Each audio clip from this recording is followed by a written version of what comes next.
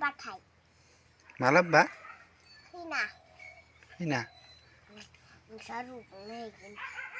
खैनाखौ जा रुमखौ लांगोन नों रुबुंनोसो खैना हैगोन थोद इ खैना जानानै खैना लायो नामा दरासो होग्रा रुबुंनो आं दराखौनो लांफैगोन हैनाले आं नायनासो होगोन रुबुंनो नों लाबनायखो आं नाङा बा मदारु मोननो हाबालाय मा जागोन नो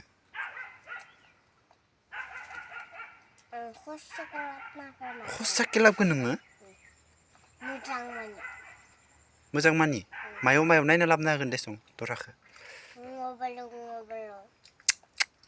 मबाइलाव नायना सोरबा मिथियो नामा मबाइलावथ' फिसा नुयो मोस्रोम बादि डाइरेक्ट फेस टु फेस नाया होमबा दराखो